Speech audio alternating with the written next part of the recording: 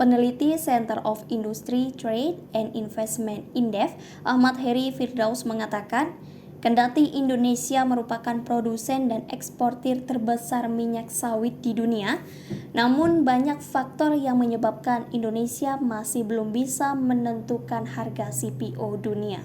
Faktor yang dimaksud karena adanya ketidakpastian pasar bursa, supply dan demand, kebijakan pemerintah, serta lebih banyaknya permintaan CPO dari luar negeri dibandingkan konsumsi domestik sehingga mempengaruhi harga CPO Indonesia. Hal tersebut ia kemukakan dalam dialog yang dihelat Badan Pengelola Dana Perkebunan Kelapa Sawit atau BPDPKS baru-baru ini. Supaya kedepannya kita bisa lebih mengendalikan harga sawit, maka kita yang meng-create demand-nya. Salah satunya dengan memperluas potensi hilirisasi minyak sawit. Meskipun dari 2011 hingga saat ini hilirisasi sawit sudah cukup banyak, tapi masih bisa diperbanyak lagi. Ujarnya melalui keterangan tertulis Minggu 4 September 2022. Memang, kata dia, produk turunan minyak sawit merupakan produk turunan minyak nabati yang paling banyak diminati masyarakat dunia. Bahkan jumlahnya mencapai 33% terhadap produk minyak nabati dunia. Bagi negara-negara kompetitor penghasil minyak nabati di dunia, mereka juga ingin mengunggulkan produk minyak nabati sehingga muncul adanya perang harga, kampanye negatif atau black campaign.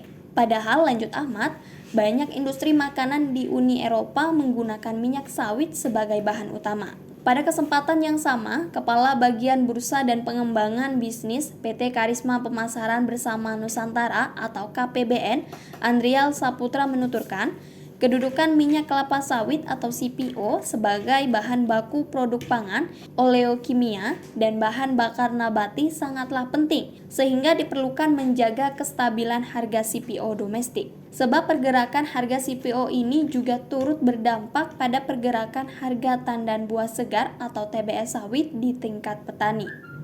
Naik turunnya harga CPO berlangsung harian. Cukup banyak faktor-faktor yang mempengaruhi harga CPO, terutama dari fundamental yang terdiri atas faktor internal dan faktor eksternal, kata dia.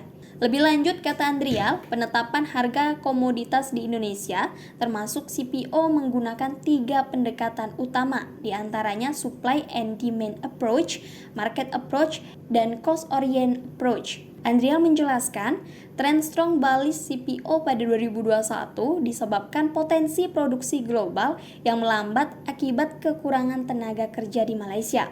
Kondisi ekspor yang masih solid akibat beberapa negara melonggarkan kebijakan lockdown.